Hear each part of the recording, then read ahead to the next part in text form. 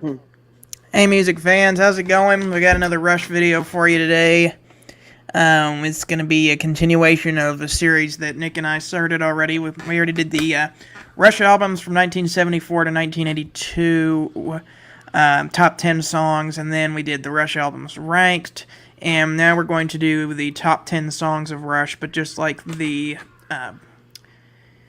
video where we did the oh boy, what was the? Oh, it was favorite and least favorite. Sorry, Hmm. we did a favorite and least favorite.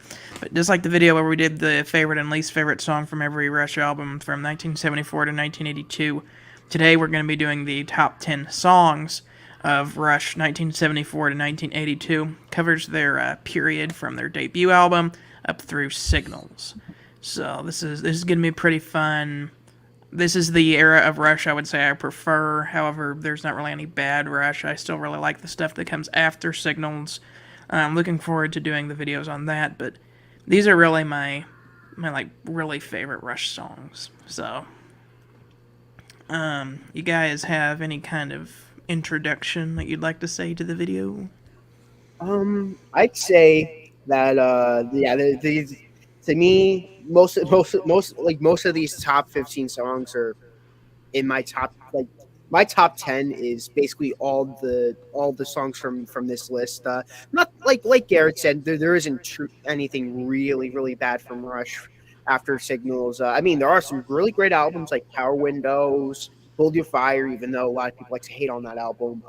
They made some really great albums. It's just to me this was like their peak from 74 to, well, to me 75 to 82, but yeah.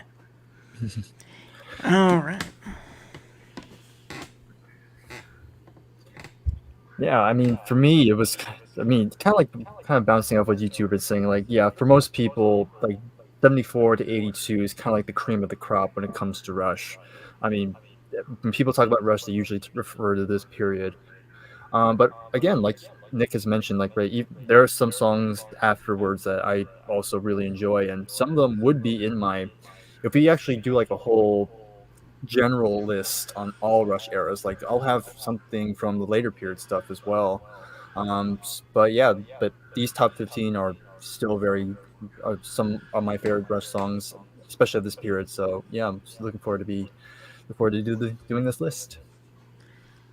Also, I think this is the first video we've done in a long time that was kind of like the same setup that we used to do, like whenever we first started doing these Right. videos, where it was like the three of us doing a top 10 or a discography ranking. Even though I really wish Jason could be in the video tonight. Jason is working tonight. Whenever Jason is back, we're going to include him in our Rush review of Moving Pictures. Full album review is the next one we're going to do. It's going to be fun, but I guess we're kicking it old school tonight with a top 15. Couldn't quite choose the top 10 songs of Rush from this period. It's too difficult to decide. So, without further ado, if we would like to go on to number 15 and, I guess, order. I guess me, Briar, then Garrett. I I'm good guess with that. so. Let's Okay. do that. Yeah. Okay. Number 15. This is from the 2112 album, and I mean, right away, 2112. Even though it's not my favorite Rush album, man, it's like a perfect album, and it was either this or a song from Signals called Countdown, but I picked Tears. Very beautiful ballad. Definitely one of my favorites ballads in general from a rock band. Very mellow, especially after the first. I mean, especially after the first track and then the first three tracks on side two. So yeah, number 15, Tears. Awesome. All right, so number 15 for me. So we were kind of talking before this, but I was kind of happy that I have something represent. I have at least one song representing pretty much all these albums from this period. I didn't plan that, by the way. It just somehow managed to be. But anyhow, number 15, I'm gonna go with a song from A Farewell to Kings. I'm gonna go with Xanadu. So that is their just epic here song. Just so many great. I love the intro where it's just this very slow build up with the you can hear the guitars and keyboards just creating this great atmosphere to it, and it keeps building with Alex's this guitar just providing a riff that's a melody that's just goes right into the when the song really kicks in. You know, Neil's drumming is crazy. The bass work by Getty, just so catchy and just so memorable. Just yeah, so many great sections on here as well. And yeah, this to me this is like one of their some obviously one of my favorites. So it's number 15 for me. My number 15 is from the Signals album. I'm going to be going with Digital Man. I really like this song. I love Neil's drumming on this song. Alex's guitar chords are really cool. Geddy Lee, as always, is really good on the bass. I just really like the kind of like frantic nature at the beginning, and then it kind of chills out in the middle, in like the middle section where it's just more like a boom doo doo doo doo doo doo, and then it goes into like a bam bam bam bam bam bam bam bam bam. He's a digital man. It's just really cool. I kind of like the vibe of the Signals album where it's like the analog kid has to grow up to become the digital man. It's kind of the inevitable progressive technology. Really cool song. Its partner song will be appearing later on this list, but I'm not going to say where. I like it a bit better because, well, for reasons I'll say later, but Digital Man, one of my favorite songs on Signals, and my number 15. Hey, I'm gonna continue on that. That's my number 14 spot, Digital Man. I agree. What a fantastic song on the album. Yeah, I'm gonna spoil it. Most of the tracks from Signals are on my top 15 list. I'm sorry to you Rush fans who don't like Signals. It's my favorite Rush album, and yeah, most of these songs being on my top 15 / top 10 are here for a reason. And well, basically, you said it perfectly, Garrett. I love the frantic nature of the song. It's just a really good song. I mean, some people might be like, "Oh, it's not as complicated as songs from Hemispheres. It's no 2112." It is. But like some people are stubborn. People just want to hate on Signals because it's not moving pictures. It's not permanent waves. It's not the stuff before it. So I tend to really love it. So I've got some pretty good representation from Signals on my list. I I'm like glad. that one. I'm glad. I think that was my number 5 album, if I remember correctly, when we did the Rush ranking list. Hmm. Yeah, I remember it being really good. I remember being like, oh wow. I remember you placing it higher than Permanent Waves. Like you Yeah, had a yeah. I was gonna do process. Permanent Waves and then Signals, but then I re-listened to Signals and I'm like, you know what? I think I like it a little bit better. Yeah. All right. Okay. I'm also going to go with a song from Signals. It's going to be a different one, though. This might be an oddball choice, but I'm going to go with The Weapon. And it's kind Part of a 2 of more Fear. yeah, exactly. A part 2 of the Fear trilogy. Technically, it's 4 parts, but it's usually just a trilogy. Leave it to Rush to make a trilogy that's 4 parts and released in reverse order. Right. Yeah, I know, exactly. right? I mean, Yeah. the live the live thing, Grace Under Pressure, they have it in actual order. Mm. Cool. I actually Yeah. like that.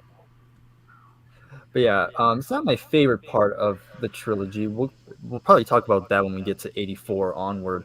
But yeah, I absolutely love the keyboards and synths on this track. I think they really do a good job with the overall tone of the song, and lyrically, it's very great. You know, it's basically this was 82, so this was around the Cold War was still very much in effect. And this Propaganda. exactly. So it all kind of reflects on that, and probably still relevant today, honestly. But especially in this day and age. But still, it's a really great song. The chorus is very. I just love the chorus to it. Just like this whole phrase, like he's a little bit afraid of dying, and just that whole section is just really great. So that's number 14. Great pick, Cool. Briar. My number 14 is kind of a deep cut, but it's a really good one. It's kind of the last big epic Rush song, or one of them. It's Natural Science from Permanent Waves. This song is epic. I like how it kind of begins with like the water sounds, and then you get that section where like Geddy Lee is singing with the reverse echo on his voice. It just sounds really cool. It's just man, the instrumentation on this one, and just the fact that Rush was trying to go for a more shorter, more concise songs on Permanent Waves, and yet they still managed to pull off a long epic that was really good as Natural Science on this album is really amazing. It is my either my second or third favorite song on Permanent Waves. I've got to see. I know I have one song that I like better than it that's later on this list, but Natural Science is number 14. That's a Yeah, good Natural one. Science is my favorite off of Permanent Waves. Sadly, it wasn't on my list. I really wanted it to Yeah. be, of course, but sadly, it's just an honorable mention. I'm sorry. Same here. It's just how many good songs that Rush have. Lots of Exactly. songs I wanted to put on that couldn't. This number 13 spot hurts me because I want it to be number one, but there's just 12 songs I just like better than it. And I'm referring to Limelight from the Moving Pictures album. I mean, I love the story behind it. I know Garrett's the one who told me about it, about Neil Peart, with the whole being famous, them thinking they know him and him not knowing his audience. I just love the theme behind it. I love the guitar playing by Alex Lifeson. It bothers me. I watched the video with this one person saying that he's an overrated guitarist. And I'm like, no, No. not at all. He's great. Shut up. I know it's hot take. I know it was a hot take video, but there's a difference between a hot take and just a bad take. Yeah. Not to me, it was a bad take. I know I like to respect a lot of opinions, but that one bothered me. And this song was just that proof that how great he is of a guitarist. I mean, it's just a perfect song. The way that Geddy sings, the jamming, it's a perfect song, and it's merely a number 13 spot.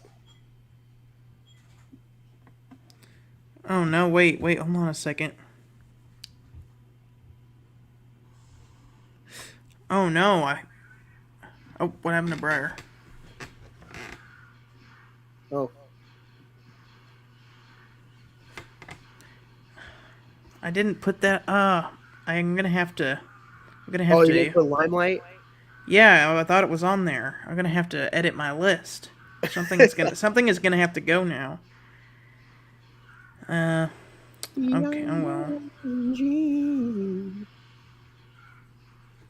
2, 3.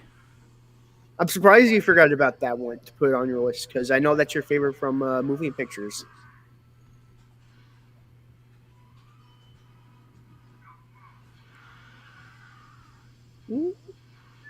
There. I had to take YYZ off my list. Oh, that's a bummer. What did I miss? Oh, nothing much.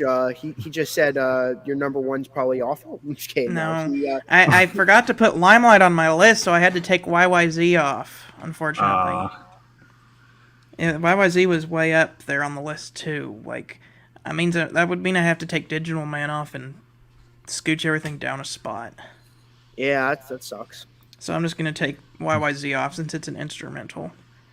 And then but there's another instrumental that's on my list. Anyway, we'll just I'm gonna have to. Is there another? Yeah, I'll just take. Okay, I'm gonna do a little bit of. Okay.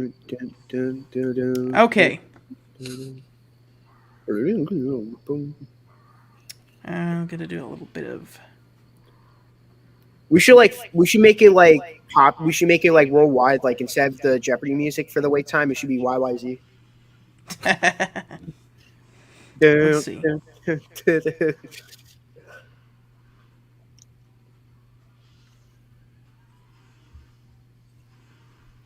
YYZ. There we go. Alright. Okay, I have edited my list, and unfortunately, Cygnus X1 Book 2 Hemispheres had to get cut from the list.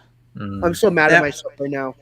that was going to be my number what is it, 14 or 13? Damn. I'm I'm on so 13 mad at myself right now, honestly. Man, Red Barchetta isn't on my list. Okay, so Hemispheres had to get cut from the list, so instead my number 13 is going to be the Analog Kid. This is another one of my favorite songs from Signals. I love Alex's guitar on this song. I know a lot of people complain that Alex wasn't as upfront on this album, but his guitar solo shreds on this song. It's like at the end. It's so cool, and I just like the bump dump dump bump dump dump. Like it's just so cool. This is my definitely one of my favorite songs on Signals. I always get excited whenever this one comes on. It's like, yeah. So, Analog Kid, number 13. Did Breyer give his 13 yet? No, I cut out before I could give it. Oh, I guess the StreamYard didn't like a 13 spot. unlucky number 13. I think it makes sense why. Because I might as well say it now. So number 13 is something is going to be off Moving Pictures, and it's going to be Tom Sawyer. I don't know. Maybe StreamYard thought I put it too low. Tom Sawyer? Exit the Warrior, today's Tom Sawyer. Exactly. I mean, what has not been said about this song? I mean, it's one of their most played songs. I still hear it on the radio from time to time. Just a good song about, bringing a free spirit, being a modern day Tom Sawyer. Just pretty much a good entry song when it comes to Rush. It has everything you need to know about them, their musicianship, the lyrics. Just all around great playing all the way through. So it's number 13. Don't worry, Breyer. It's not even on my top 15. And just to recap, my number 13 was the Analog Kid. Mm-hmm. I feel like such an idiot. I know I keep saying this, but Red Barchetta isn't on my list, and I'm really regretting that right now. But again, I still prefer the songs above it, though. I'm still mad at myself. Bro. That's okay. It's okay. I know. We'll have the honorable mention section. You have section. to make some sacrifices. I had to put Hemispheres off so that I could put Limelight back on my list that I somehow stupidly forgot to put on the list. Yeah, I'm not saying you guys are gonna judge me. I'm judging myself, honestly, for putting Red Barchetta, because Red Barchetta, like the story, the dun, dun, dun. Every time I listen to that, every time that song comes on Moving Pictures, I get super excited. But man, Rush just had too many good songs. I mentioned it before stream that I was considering them be my favorite band, but I couldn't put A Farewell to Kings or The Trees or like a lot of other songs that I really like on my list, even though I say like those are some of my favorites. Yeah, I see that. Well, enough of me rambling about how I feel dumb for not putting Red Barchetta on my list. Closer to the Heart is my number 12 spot. I mean, the acoustic guitar playing, I mean, oh my god, like do, do, do, do, do, do, do, when the man closer to the heart. I love that song. It's just I can't there's like all these songs I have very little to say, not because they're not interesting or anything, but because I just don't know, I just don't have the words to say how great these songs are. And yeah, I love this song. One of my favorites from Farewell to Kings. Well, Nick, my number 12 is also Closer to the Heart. Yes. So basically all the things you said, yeah, the acoustic guitar intro, just really great. I just absolutely love the sound of it, the way Alex plays it. Of course, Geddy sings it really good as well. Again, it's one of their simpler songs. It's not like too out there. It's like only like not even like 3 minutes. It's pretty short for their standards during this point. But it's just a really good, really well written, just good song all the way through. So it's number 12 for me. You guys aren't gonna believe this. Oh wait, Closer to the Heart was my number 12 as well. You got a trifecta here. Okay. I'm so glad I was afraid that you guys would have it higher and you guys would be like, how is that not in your top 10? But thank God. So I have heard it said that the song A Farewell to Kings is the problem. People in power kind of aren't like they're abusing their power. They're like, everybody under me, you must think like me, and like they're not leading their people well.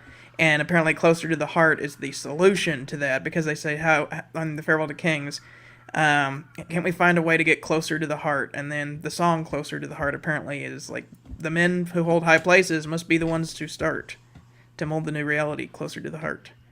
And it's really great. I love the guitar intro that Alex does. I love his harmonized guitar solo. That's really cool as well. Geddy Lee's voice, really great. Kind of the song that broke Rush into the mainstream. Since it was shorter, they could actually get a spot on the radio after having all those really long songs. And people would be like, oh, well, what's this Rush? Closer to the Heart. I guess we'll go check them out. And then kind of a gateway into bigger things. So definitely thought this needed to be on the top 10 list, even for just that reason. But the song itself is absolutely amazing. Had to put it on there. Yeah, I muted myself and I was listening to it again, and yeah, just oh man, if this band was if this band was a mediocre band, this would be their best song, but they're not. So No. number 12, my number 11 spot is also from A Farewell to Kings. These two songs to me are the reason why they're my. I mean, this is I'm not my. I was gonna say my favorite. This is why this is my second favorite Rush album. Farewell to Kings and The Voyage. I mean, man, I love The Voyage, or just Cygnus X1 to be exact. I just put it as The Voyage because the first one's The Voyage and then the second one's Hemispheres. I mean, the way they start the story, I mean, I've always preferred this version. I've always preferred the first one over the Hemispheres. Well, that's just me, though. Just the whole song story, and I love the way that the album ends on just this ominous guitar strumming. Just I can't imagine being around in 77 and just listening to that and being like, oh my god, what happens next? You gotta wait a whole year to find out what happens. When's the next Rush album? I mean, I'm not saying it's a lot worse, but I mean, it's still perfect Rush song, the Hemispheres. But yeah, I mean, come on. It's Cygnus X1 Book 1, The Voyage. Perfect song. And it's one of my favorite epics by them. Yeah, great one. Okay, number 11 for me, and I'm gonna go from a song from Permanent Vacation, and sadly it's the only song from Permanent Vacation I have on my list. Dude looks like a lady. Close. Anyhow, it's gonna be Spirit of the Radio. Yes, I mean Alex's guitar riff just pretty much this is one of the main reasons why it's on here. Just what a great riff he does on it, and just a great song about the radio in general. Really good message from that. Again, great musicianship and really cool. Like near the end, they kind of switch it up into this almost reggae sort of thing. Of course, by this point, they were listening to the Police a lot, hence why that's back there. And yeah, it kind of is. It's kind of like they kind of keep alternating between. They start with the reggae, then just just bams right back into the riff, and then back into the reggae, and then finally closing us out. Just a really good song to open this album, especially opening a new era for the band. So yeah, it's going to be number 11, just barely missing the top 10. Yeah, that song, like, and then right after having Free Will after that, I mean, and then Jacob's Ladder after that, Mm-hmm. and Entre Nous after that, and it's a perfect I can forget about Different Strings, but then Natural Science after that. Yeah, I love that. Yeah, I mean, it has a Simon and Garfunkel reference too. Oh yeah. It was written on the subway wall. Concert hall. That's one of my favorite. It's so addictive, that riff. Every time I listen to that, for some reason I think Tom Sawyer. Like I'm ready for him to be like, "Today Tom Sawyer, mean drive." Like I always when I hear that, I always think of that. I always think I'm expecting to say, Monday Warrior, mean stride. Today's Tom Sawyer, mean stride. You do a mashup with them. Okay, my number 11 is Red Barchetta from Moving Pictures. Man, this song is really good. It's about a guy who is illegally driving a car where motor cars are banned. It's like a red Ferrari, and just the storytelling in this song is really great. I love Alex's guitar in this one, especially in the section when the car takes off. Bum bum bum bum bum bum bum bum bum bum bum bum bum. Boom, boom, boom, boom, and then the section right after that, like the boom, boom, boom, boom, boom, boom, boom, boom. That part is really cool, like right before the guitar solo, where it sounds like he's just like driving through a tunnel when he's playing it. Geddy's voice is great, the bass is great, Neil's drums are great. It's man, just another great song. That's all I can really say about it. It's just amazing. Kind of taking what was great about their storytelling in the 70s, kind of shortening it for the 80s, adding some 80s production in there, and wham, you got Moving Pictures. So, Red Barchetta. I hate that it's not on my list. I'm just Yeah, listening. same. That's Oh all mention man, for me. I hate that they have so many good songs sometimes. Like, Yeah. because I want Red Barchetta to be in my top 10. I want it to be my number one song, but alas, these other songs are better in my opinion. My number 10 spot's gonna go to their one and only one hit song, and that I'm referring to the Signals track, "New World Man."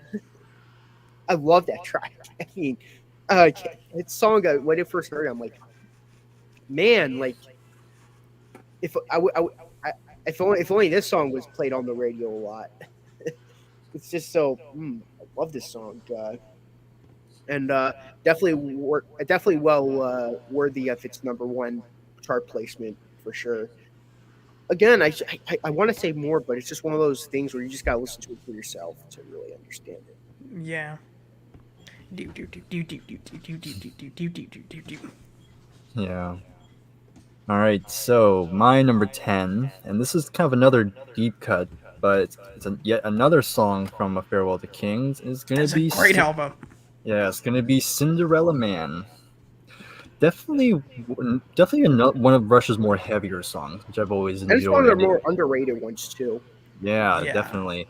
Just a really great guitar riff by Alex on here, and I mean, yeah, just a great intro, and the whole song basically rocks out the entire time.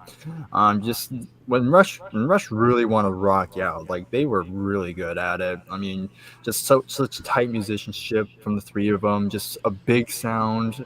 I mean, you hear in interviews with them, they want to be the smallest like big bands. They're only three, like a whole orchestra with just three guys. It's just like I think they really didn't accomplish that very much. So yeah, number again, one of the songs I could talk more of, but it's number 10, so that shows you. So number 10 for me. My number 10 is and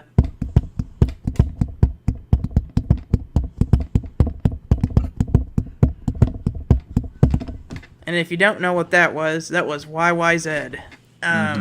That wasn't La Via Strangiato.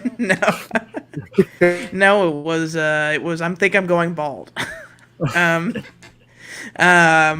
Man, my second favorite Rush instrumental. Absolutely amazing. I love how they spell it out in Morse code. It's about the airport actually, because I used to go to the airport a lot. And I think like they were flying a plane back one day. They heard the call sign for Toronto International Airport over the radio on Morse code, and they thought, oh, that would make a cool beat for the intro to our next song. Just really great musicianship from the guys. Everybody just a master of what they're doing. Geddy Lee's bass playing is top tier on this. I love how he does harmonics on the bass. I don't know who in the world else does harmonics on a bass other than Geddy Lee on this song. And I love the do do do do do do do do part. And Alex's guitar solo is absolutely amazing. I'm not going to say the thing I always say about it, because watch one of my other videos to hear what I have to say about Alex's guitar solo on this song. And Neil's drums, absolutely amazing. So, YYZ or YYZ. I like it. I like YYC so much that like I like I looked it up, and it's like basically I see like so many live performances on my TikTok a lot now, and I watch every one of them. Almost every performance that they do on it is amazing. It's number 10. And whenever they do it live, it's really cool because the professor gets to kind of burst out into a drum solo right before the guitar solo. So, especially the Exit Stage Left version is really great. Exit Stage Left is probably my favorite live Rush album. It's a good one if you want to hear a live Rush album. Believe it or not, my favorite's the Grace Under Pressure tour album, even though it's one of my least favorite Rush albums. The album itself. I actually think the live versions of all the songs that they play on from Grace Under Pressure is better than the studio versions because they feel less upfront 80s than the studio versions.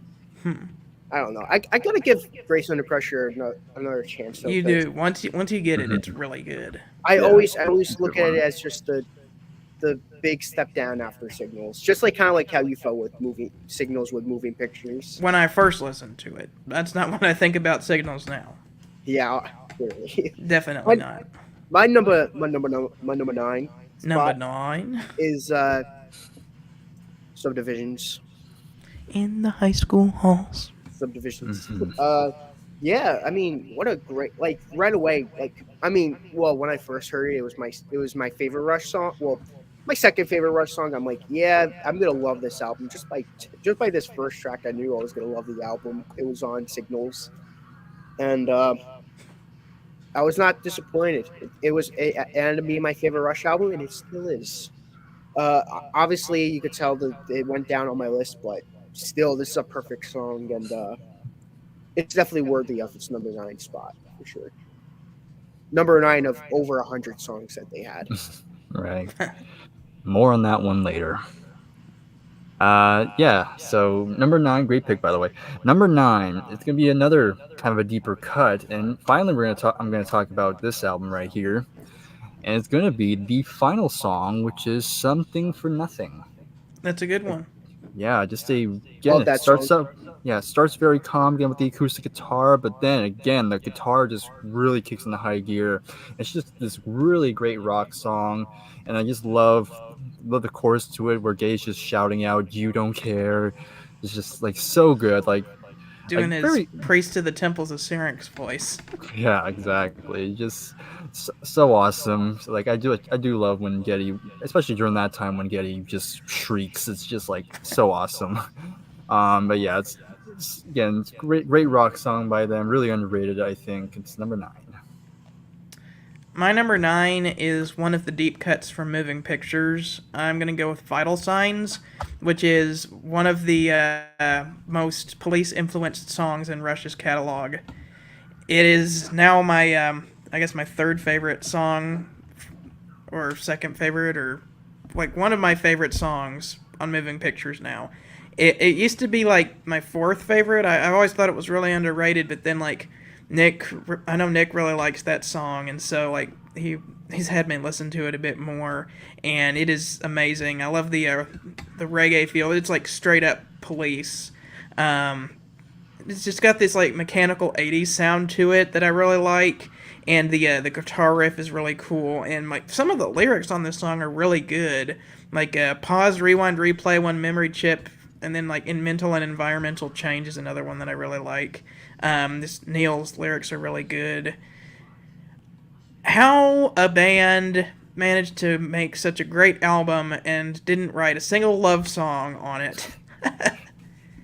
Like, that's like what most people resort to when they're writing songs. Moving Pictures is like one of my favorite albums, and there are no love songs on that album. But like some of the lyrics that the professor was writing on this album, particularly the song in question, Vital Signs, are really great.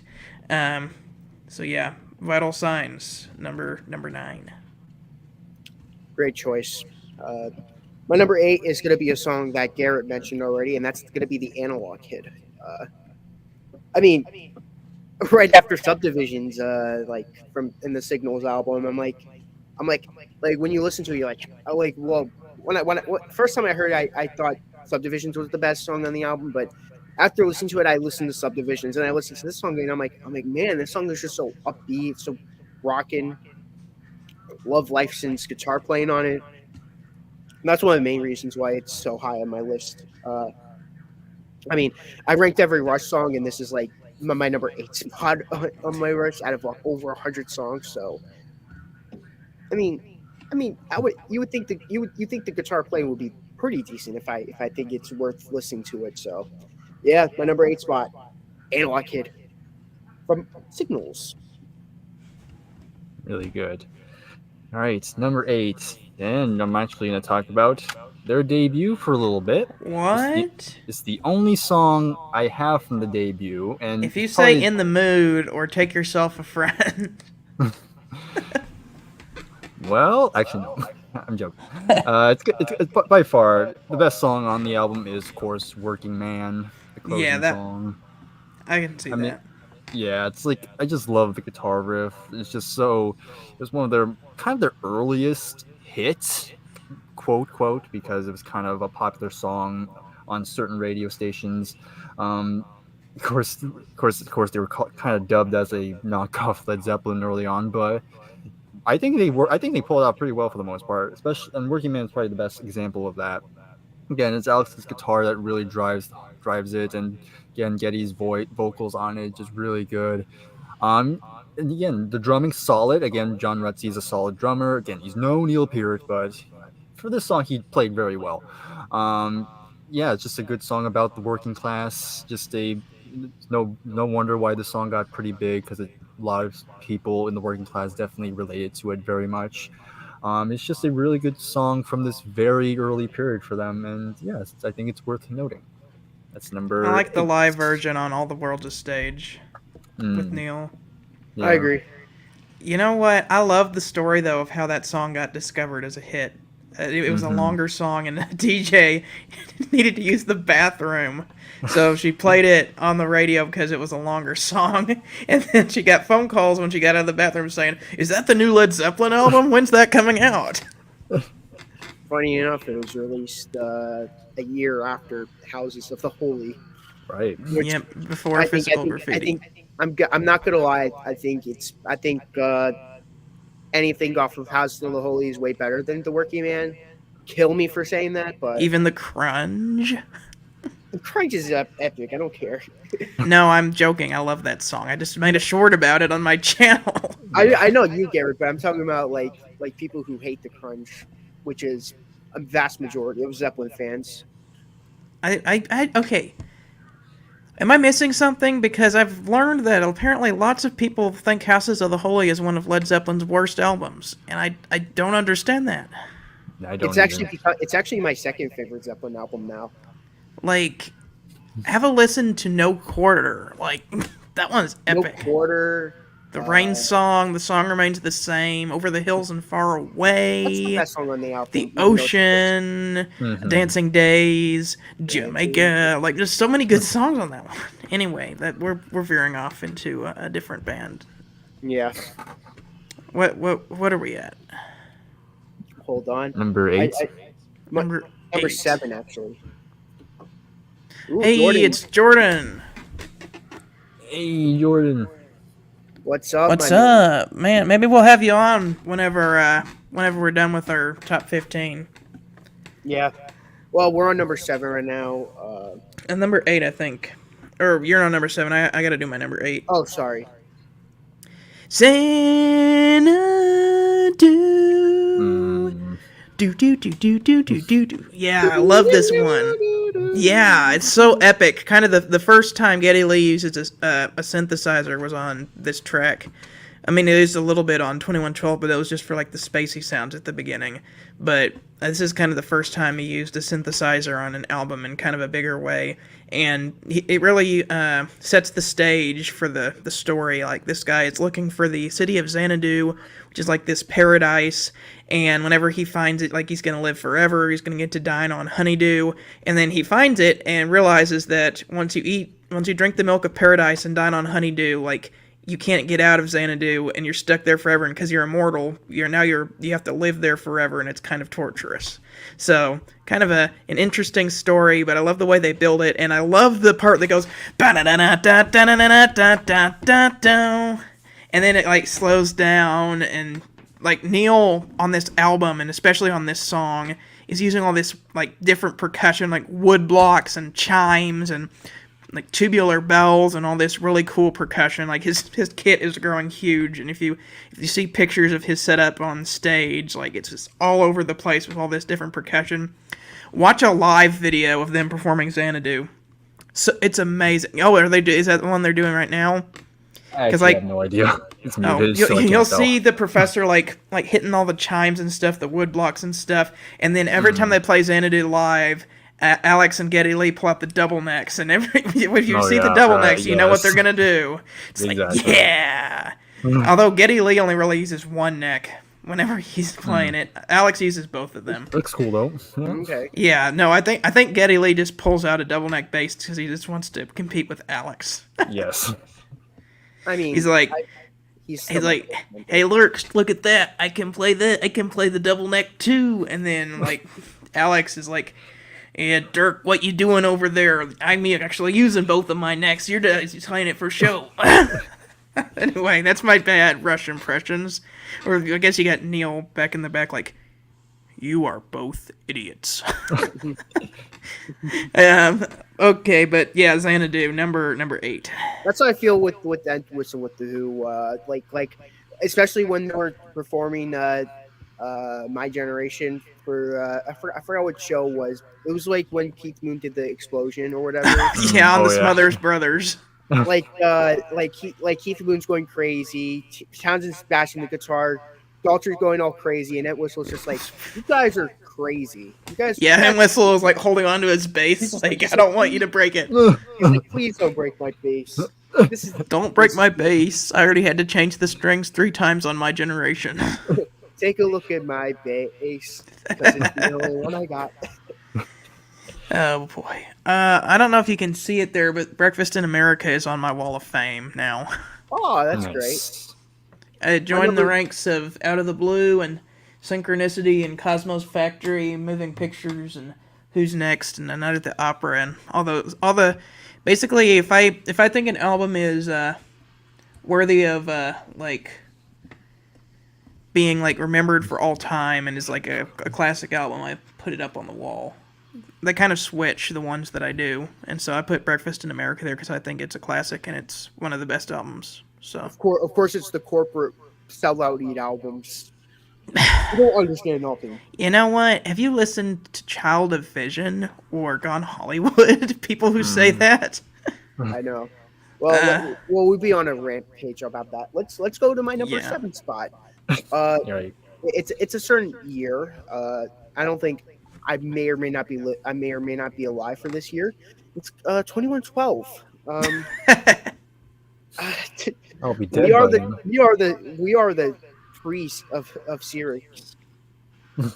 Right. And you Me- know what? me, Our Gary- brave computers fill these hallowed halls. Mm-hmm. Well, me, Garrett, Breyer, and us 3. We are the priests of the temples of Sirius. Yes, we know. It's nothing new. It's just a waste of time. In all seriousness, though, this song is just the overture alone makes it worth being in the top 10, and that's just 5 minutes. I mean, when I did a track versus track with Foxtrot and 2112, I did Supper's Ready against 2112, and I'm like, I was listening to Supper's Ready, I'm like, no way 2112 is gonna beat this. And then like I heard the first 5 minutes with the overture, I'm like, nope, I'm wrong. 2112 was way better. Well, I don't know. 2112 actually makes sense to me, and Supper's Ready is more abstract. It's more if I just want to Right. listen to cool musicianship, because I don't think Supper's Ready is supposed to have that much of a narrative to it, and if it is, No. it's supposed to be abstract. I'm not talking about like that. I'm just saying like in terms of like me enjoying the music. Like Yeah. I'm like, oh man, this Supper's Ready so epic. But like I'm like, how is 2112 gonna compete against this Because overture? it rocks. And I like Neil Peart better than Phil Collins. No shame on Phil Collins. People shame on Phil Collins way too much. The man's amazing. Yeah. But Neil Peart is Exactly. more amazing. True. Yeah. Well, my favorite drummer is Keith Moon or Bonham, but Neil Peart is definitely a great choice, though. But yeah, 2112. That's my number 7 spot. Yeah. More on that later. I mean, Hey, I would talk about the story and all that, but we will just be here for a while. No, we need to do a full Right. album review to get into the full story. Exactly. right. All right. So my number 7, and this is the only song I have from this album. Probably one of their Somebody most needs to put a underrated song albums. from that album. That is the most underrated Rush album. Yes, exactly. I don't have a song, sadly. The highest Unfortunately, one, me neither. the highest Yeah. one is 17. Fountain Yeah, of this- Lamneth is an honorable mention, but Yeah, Yeah. it's my yeah. Yeah, that song and the Necromancer were honorable mentions. But the one I'm going to go with is the opening track, Bastille Day. yeah. As a- yes. Yeah, again, Wait, it's great not I'm guitar. going bald? It's not I think I'm going bald. How dare you? Sadly, no. Okay, that No, song I has can sadly it's relate. way better than it has any right to be. True. Right, I mean, yeah. I actually like it better than Bastille Day, to be honest. Yeah. Yeah, I mean, as a history nerd, of course, this is gonna tickle my fancy because I definitely really enjoyed learning about the French Revolution, and Bastille Day was definitely one of the key moments that really started it all. Like, and again, the opening track on it is really great, and the guitar I've already mentioned, but again, great vocals by Getty and great bass and drumming, of course. And yeah, just a very underrated song, I think, and yeah, it's number 7. My number 7, and this is where we get into like the really, really good stuff, in my opinion. Cygnus X1 from A Farewell to Kings. Nick had that earlier, but man, this song is so cool. And throwing in a classic literature reference to Don Quixote, because the name of his ship is the Rocinante, which is Don Quixote's horse. That's really cool. Even though there's more classic literature references on the second part, Hemispheres. But man, just the storytelling where you've got Rush's producer Terry Brown with his voice modulated being like, "In the constellations of Cygnus." and then you're like, boom. And then like just like creeping up, do do do do do do do do do do do do do do do, and it just rocks out, and then it like, and then like Geddy Lee hits like the highest note that he's ever hit before, where he's like, every note is torn apart at the end. It's like, whoa. That end is my favorite part with that.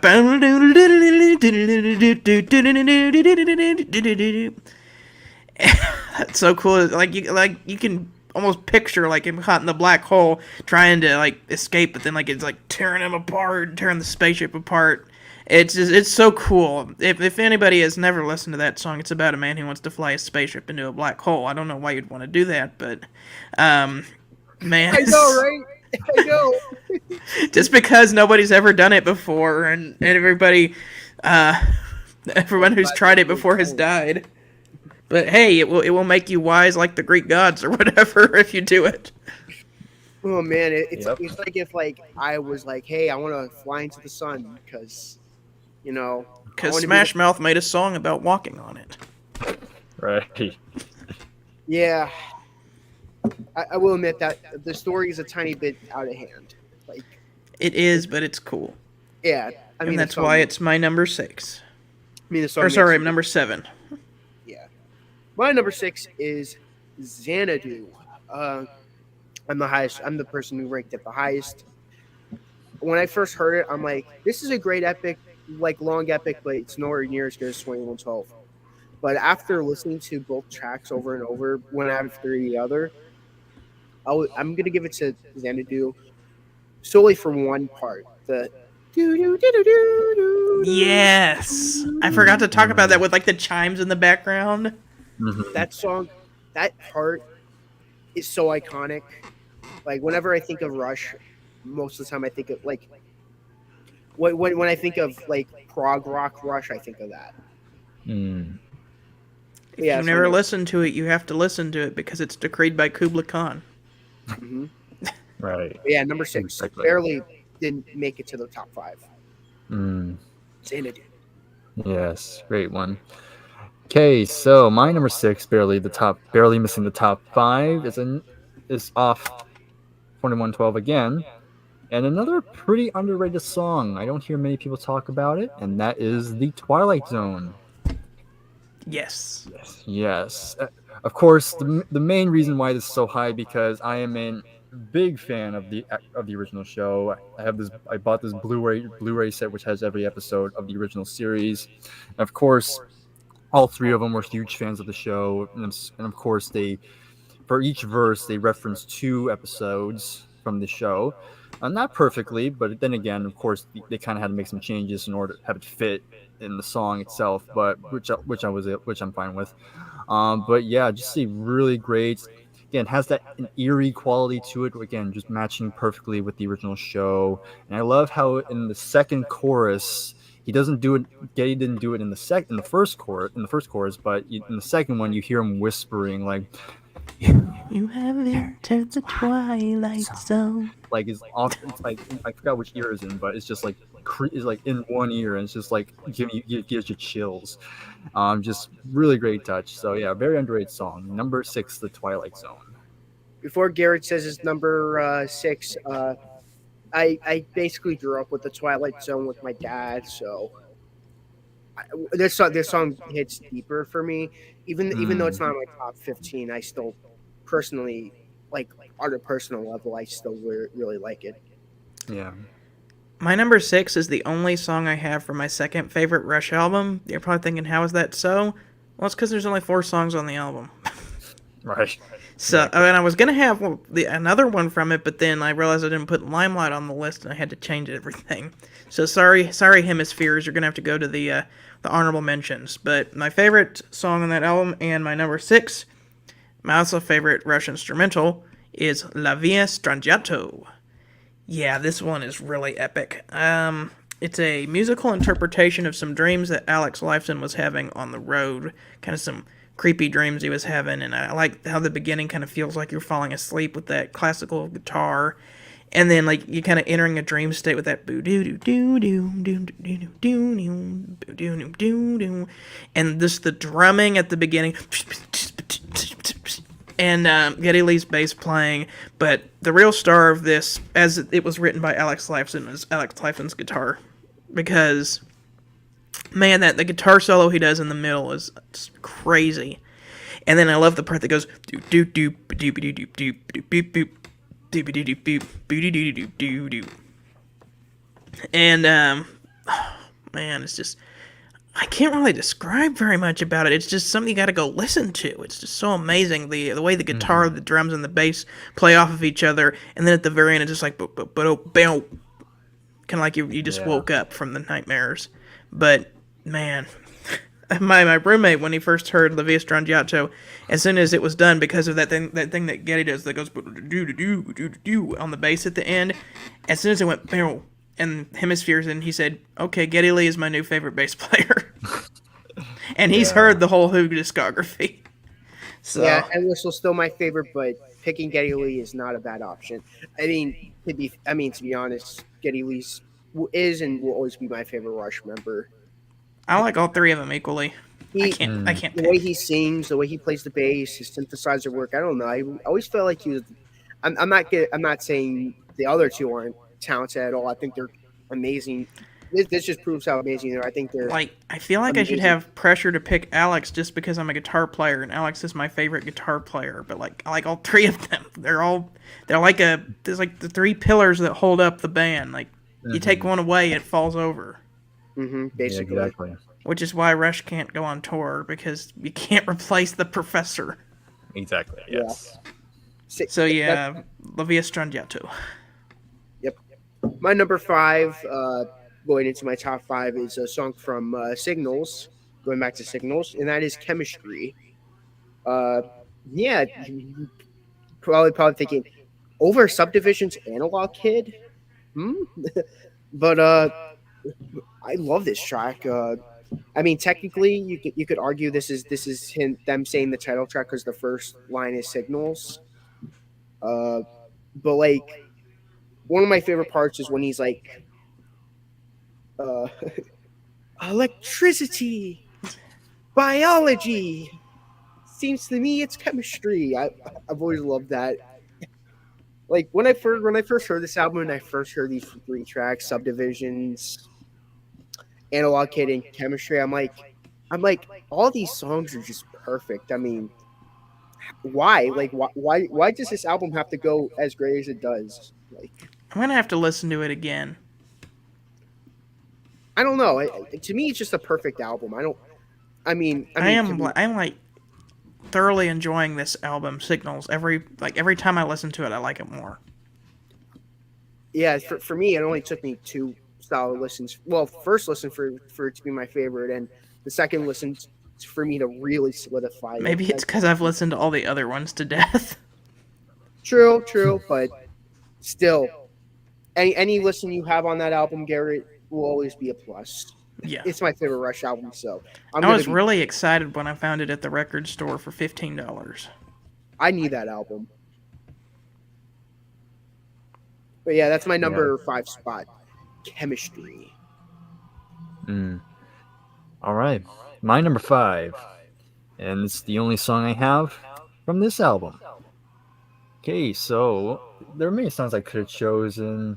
Fly By Night was an honorable mention. Best I Can, Baito and the Snow Dog was also contenders. But I'm actually going to go with the opening song, Anthem. Again, another really great opening track, just really great way to open the album up. Again, great guitar, and right off the bat, Neil just like this. You hear Neil on the drums, and it's already a much different feel than it was on the debut.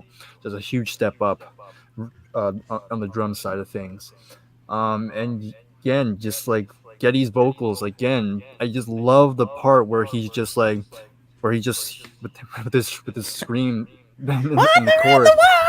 Wander around the world! Except I can't do it very well. Yeah, no, I couldn't try. I was trying to describe it without actually doing it because I can't do it. I can imitate it, but I can't actually do it. Yeah, exactly. But yeah, it's just so cool. One of my favorite Geddy Lee vocal moment is just that part. It's just the song I always like to hear. Again, one of the more hard rocking tunes on here, and yeah, another song I think it's pretty underrated. So it's number 5 for me. My number 5 is The Spirit of Radio. Yeah, I've loved this song since the first time I heard it, ever since I heard that. And then, then it goes into the... So, lyrically, the professor was kind of doing two things. One, he was kind of criticizing the music industry, who was, using the radio more just for monetary gain rather than actually spreading out music. But actually, he's doing several things, not just two. He's also celebrating the radio and the magic that it brings to people, like the invisible railways that crackle with life that bring the gift that's almost free of music to people. And then he goes on and talks about how people can abuse that and just use it for monetary gain. But then he also talks about how if just because you're using new technology for music doesn't automatically make you a sellout. It depends on your honesty. And I guess that was Rush kind of signaling where they were going, saying hey, we're using synthesizers now. Hemispheres was too big of a project. We're going to make some shorter songs now, but just stick with us because we're still we're not selling out. We're just doing something different. Just stick with us because you're going to love this stuff. And they did. They made some really great stuff on that album. And Nick talked about it earlier, but I love how they mentioned Simon and Garfunkel later on, or they referenced Simon and Garfunkel's The Sound of Silence song, but they changed the words to the words of the prophets were written on the studio wall, concert hall, echoes with the sound of salesmen. And then you get the crowd cheering noises, and it's that reggae style. And then Alex's solo, man, this might be this and Analog Kid are a toss-up for his best solo. So good. I love the wah that he's using on it. It's just amazing. I love the spirit of radio. It's my number 5.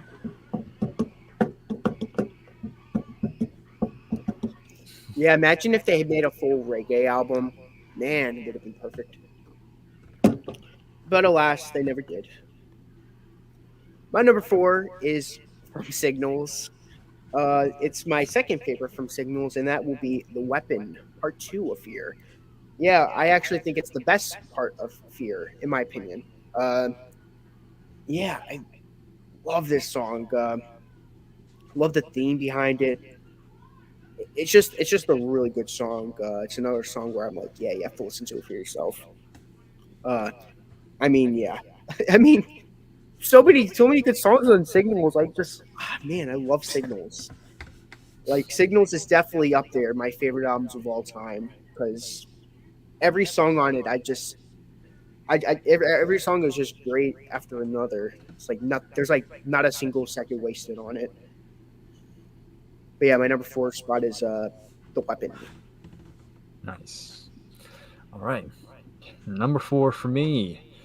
Finally, I get to talk about this one for a bit. Sadly, I couldn't get Cygnus, couldn't get Hemispheres on here.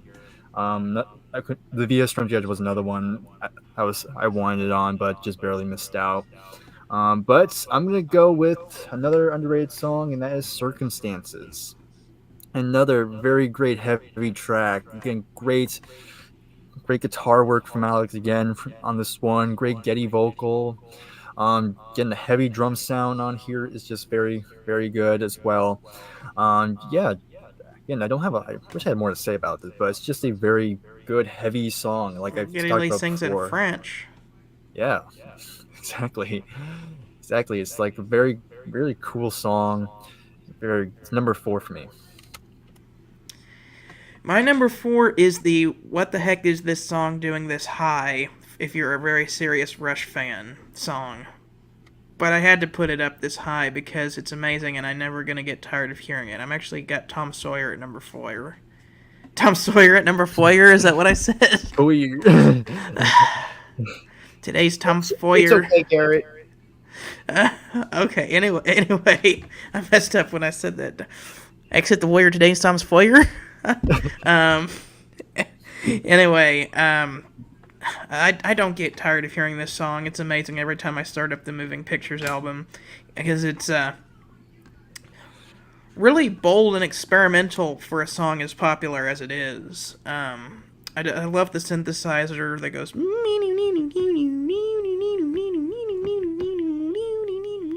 And the professor's drumming on this song is top notch. I love the drum fills that he does right after the guitar solo. And speaking of the guitar solo, Alex's guitar solo is really great on this one, even if it is a little short.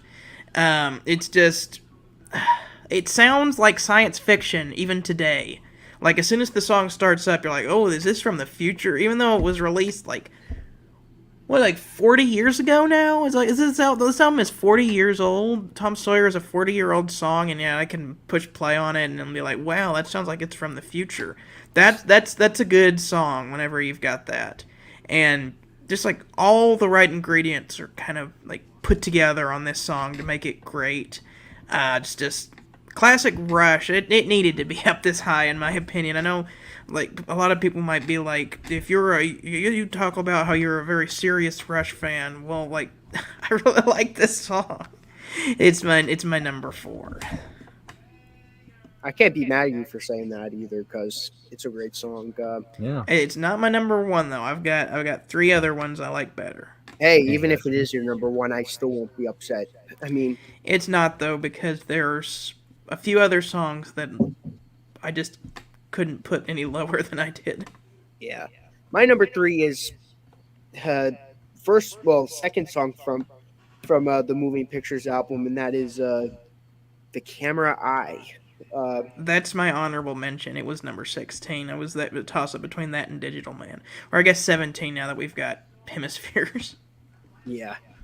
I mean, man, I love The Camera Eye. When I first heard it, not at first heard it, but like when I went, like it was like when I heard it again after listening to 2112 and some of the other Rush albums, I'm like, yeah, this is probably the only good song on the album.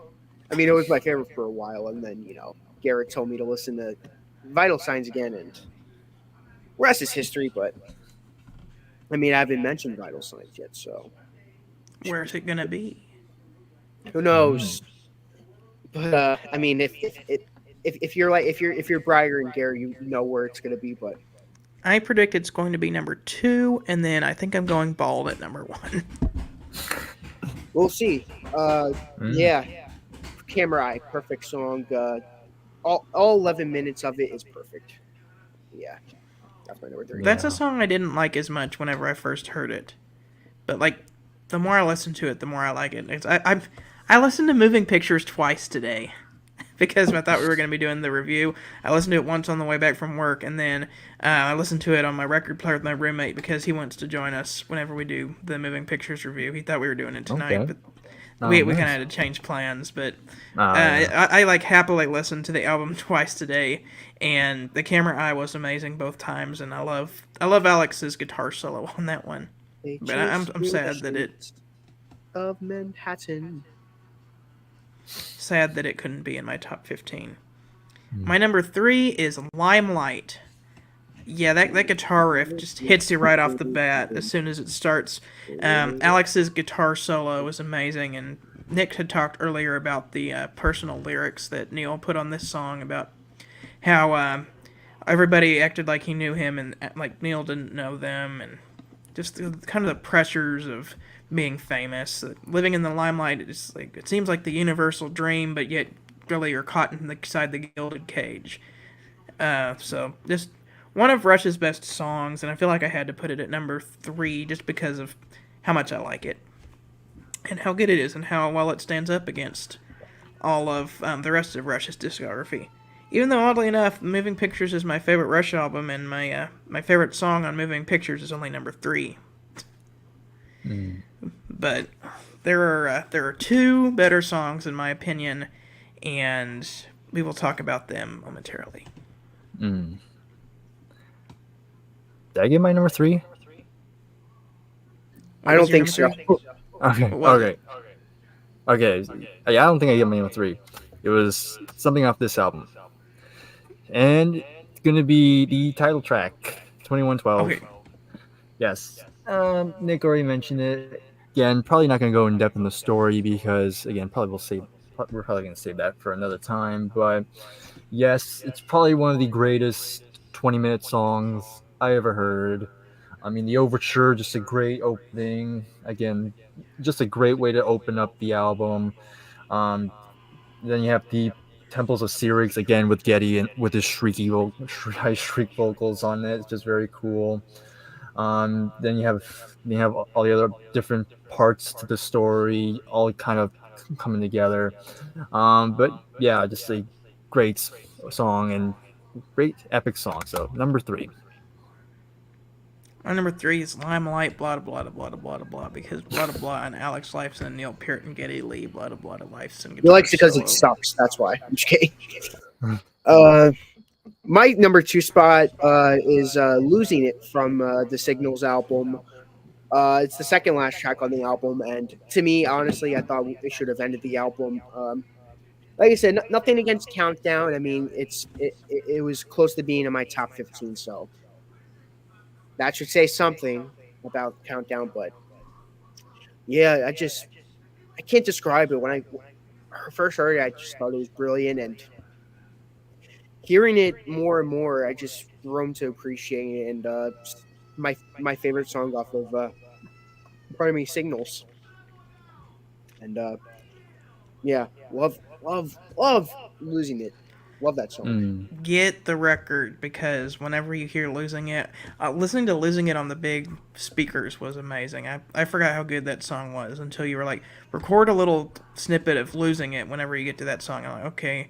And then when it started up, I'm like, oh, I forgot about this song. This one's good. Yeah, it's maybe if you listen to Signals a couple more times, who knows? It might go up higher on your Rush album list. Probably will. I've got Mm.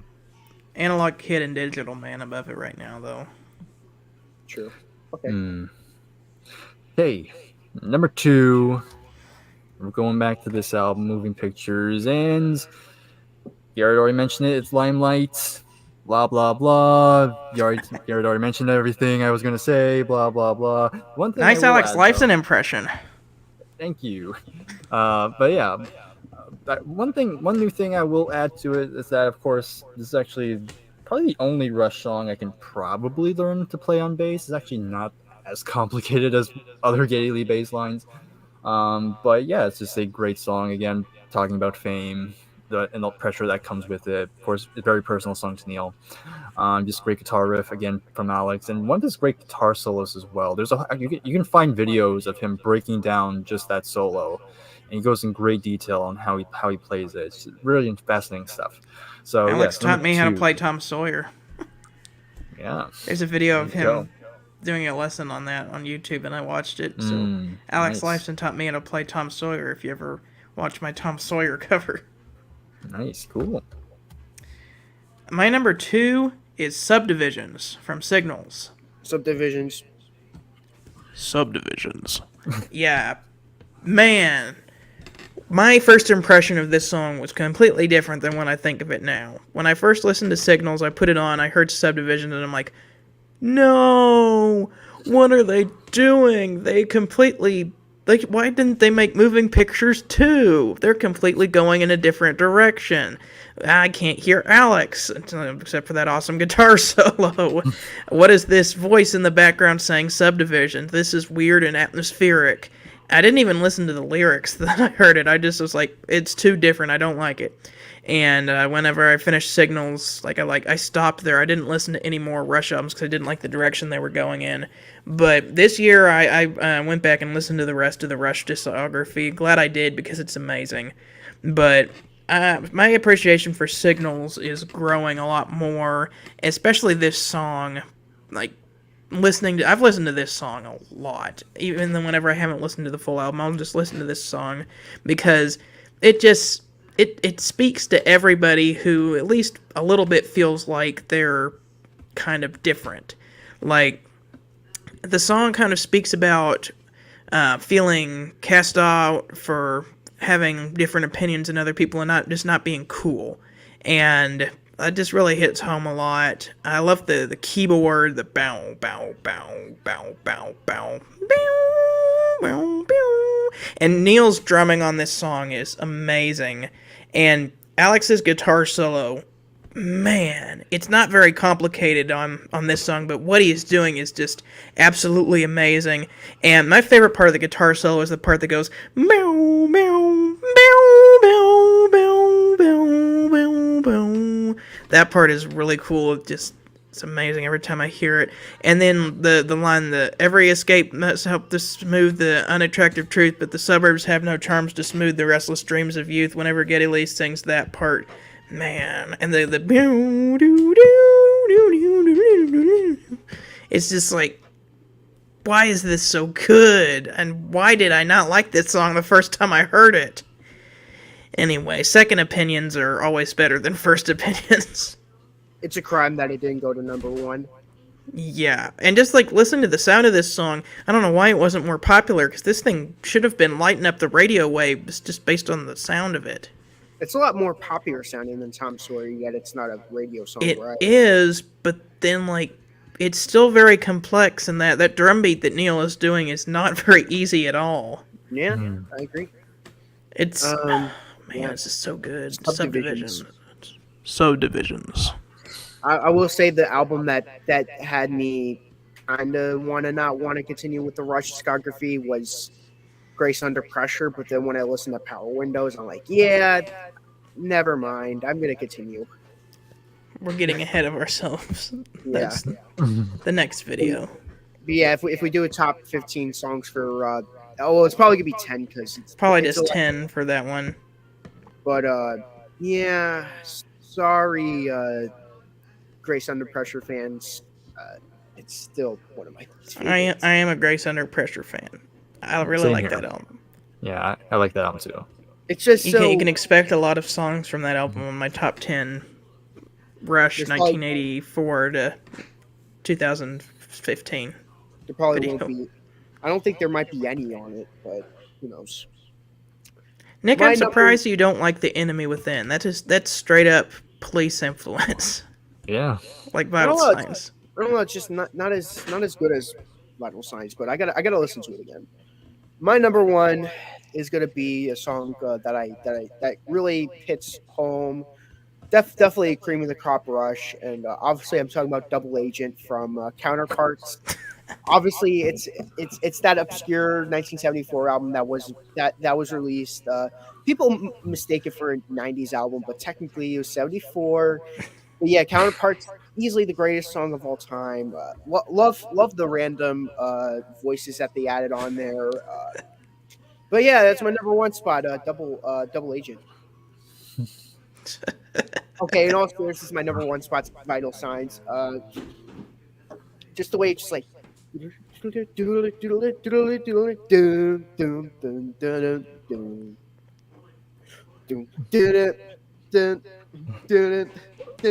Unstable condition.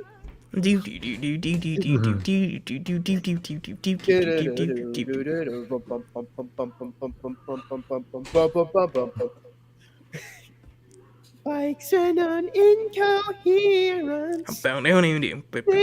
Signals get crossed. Bikes and an incoherence. Yeah. Oh man. Here's the hot take I was playing that I was saying.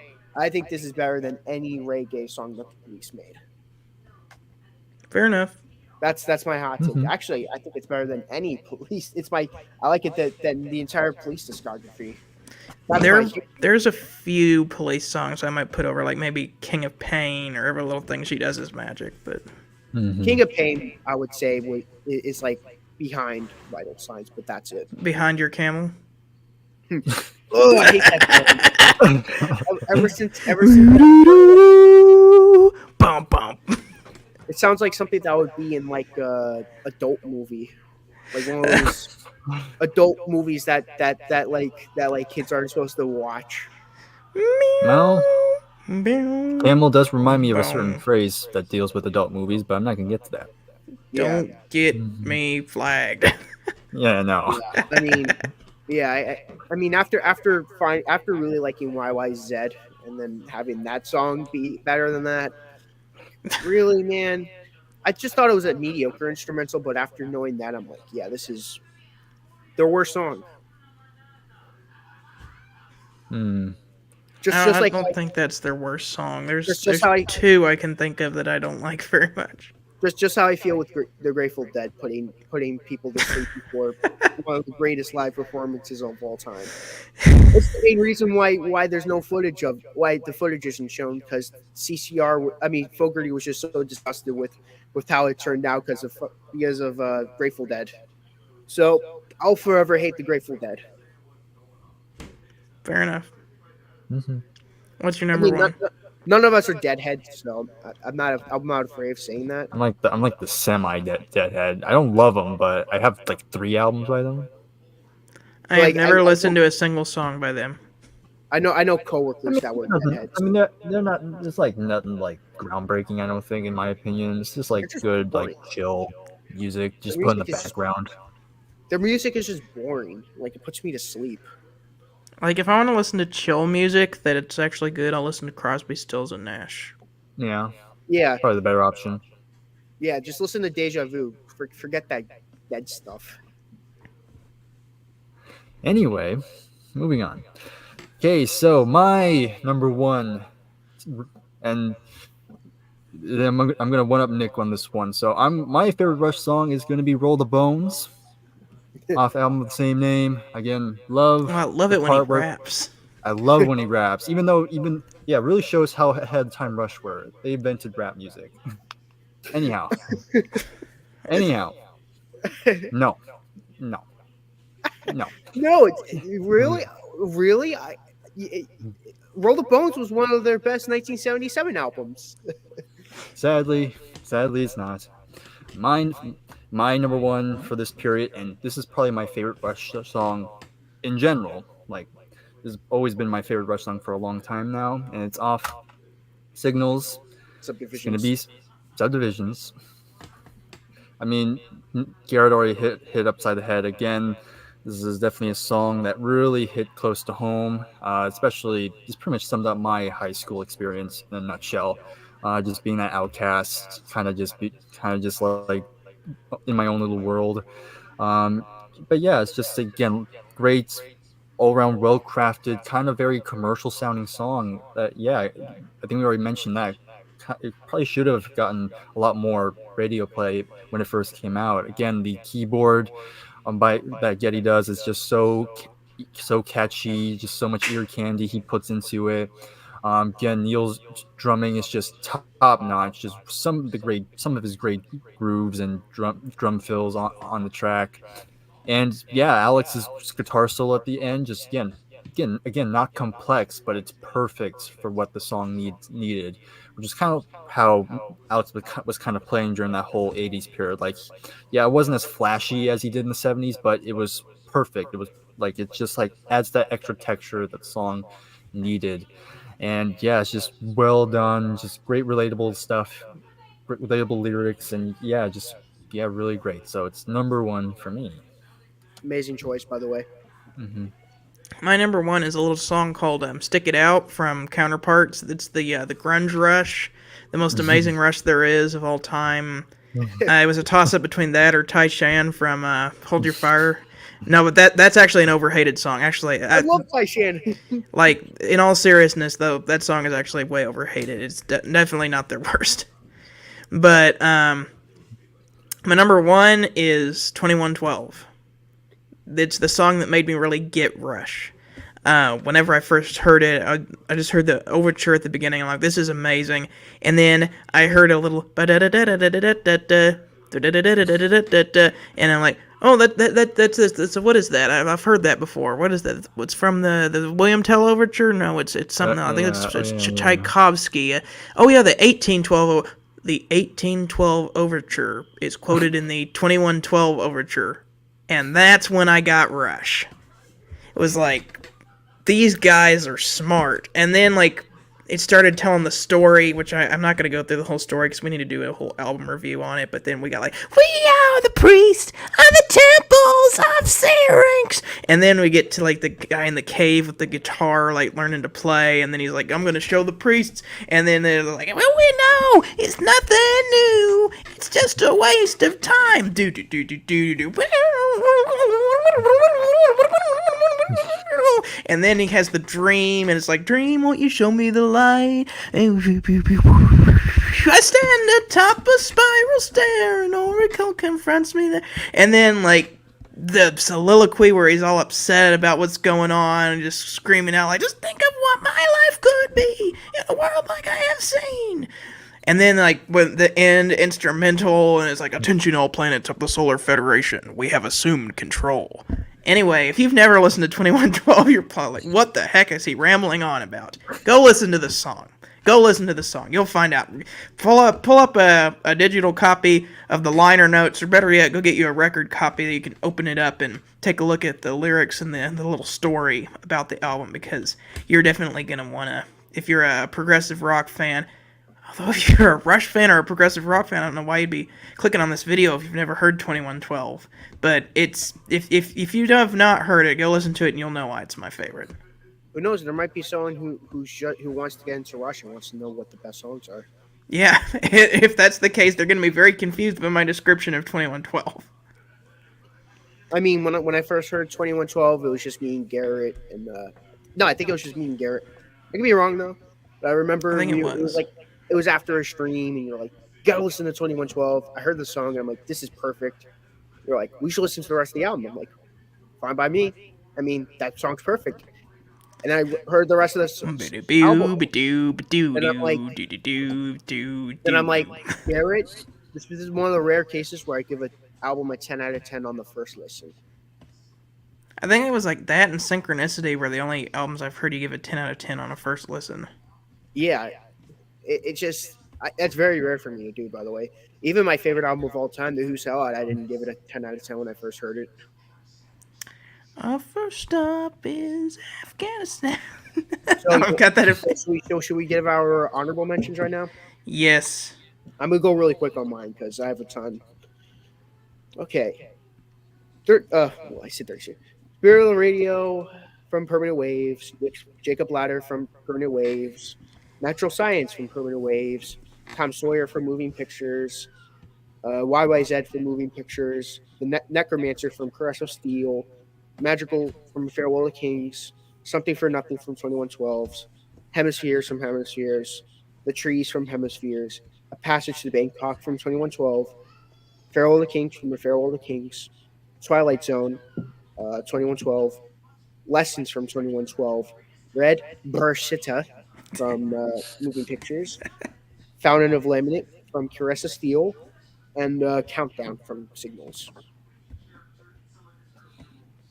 Nice, good list. My honorable mentions, starting with the debut, I only have one other honorable mention from the debut, and that's Finding My Way. From Fly By Night, I have the title track, Best I Can, Baito and the Snow Dog. From Caress of Steel, I have The Necromancer, The Fountain of Lamnith, and Lakeside Park. I think that's the Oh, that's a one. great one. Yeah. No, I think 21 I'm going bald. Sadly, not quite, but I don't mind that song. From 2112, the only one I didn't mention is Tears. Yep, and Patches of the Bangkok as well. It was on my list. Yeah, Tears. yes. From Farewell to the King, the title track, Farewell to the King, Cygnus X1, both part 1 and 2, both of them barely missed out. Let's see, Livia Strangiato, again from Hemispheres.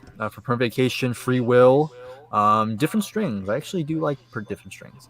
Natural Science is great as well. From Moving Pictures, Red Barchetta, YYZ, of course, Vital Signs, of course. And then from not Signals, I have Chemistry, Losing It, and Countdown. Cool. I'm just gonna go chronologically. Finding My Way, Working Man, and What You're Doing. Even if What You're Doing is just Heartbreaker light, I still think it's an honorable mention. Anthem, Baitor and the Snow Dog, and Fly By Night. Bastille Day. Am I the only one who doesn't really like Baitor and the Snow Dog? I feel like I'm the Yeah. only one. Yeah. Have you heard the live version? Live version's way better. I Um, will say that. I forget if it's on Exit Stage. I think it's on All the World to Stage. All the World, because that's like when they were doing their songs from the first two albums. Bastille Day, Lakeside Park, Necromancer, and Fountain of Lamnith. The entire B-side of 2112.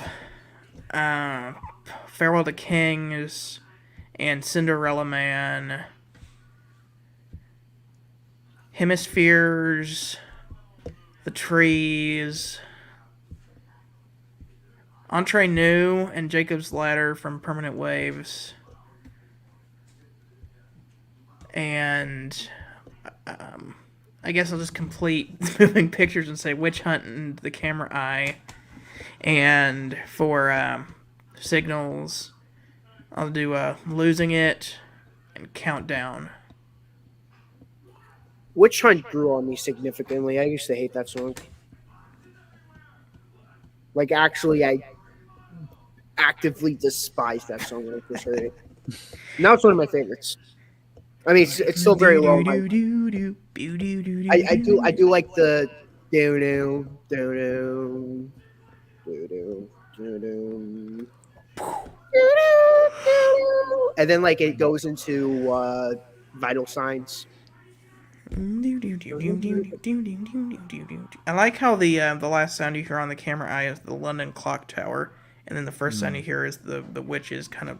I don't know. I kind of feel like it's like the haunting hour is upon us when you hear the clock tower. That's a good way of putting it. Damn, I'm just gonna read through my list, so that if anybody wants to skip to the end, they've got their full list. Mine is 2112 at number 1, Subdivisions at 2, Limelight at 3, Tom Sawyer at 4, Spirit of the Radio at 5, Livia Strangiato at 6, Cygnus X1 at 7, Xanadu at 8, Vital Signs at 9, YYZ at 10, Red Barchetta at 11, Closer to the Heart at 12, Analog Kid at 13, Natural Science at 14, Digital Man at 15, and honorable mention Hemispheres for 16. You want me to do what you did with going from 1 through 16, or you want me to do it the other way? Yeah, I'm just go from one. Okay. Vital Signs, Losing It, Hammer Eye, The Weapon, Chemistry, Xanadu, 2112, The Analog Kid, Subdivisions, New World Man, The Voyage, Cygnus X1 Book 1, Closest to the Heart, Limelight, Digital Man, Tears, and what barely missed off was Countdown. All right. And then for me, number one was Subdivisions. And then after that, we have Limelight, 2112, Circumstances, Anthem, The Twilight Zone, Bastille Day, Working Man, Something for Nothing, Cinderella Man, Spirit of Radio, Closer to the Heart, Tom Sawyer, The Weapon, and at 15, Xanadu. And then what's your top honorable mention that barely just missed the list? That barely missed it, probably Red Barchetta. Cool. Red Barchetta. Red Barchetta. Do, do, do, do, do, do, do. All right. Well, I guess that's the end of this Rush video. Thank you guys for watching. Stick for around later because eventually we're going to be doing part 2. I don't know when, but whenever we feel like it, we're going to do a different video about the top 10 Rush songs from 1984 through the end of their discography. But for tonight, thank you guys, and see you later. Also, thank you for sticking it out with us, Jordan.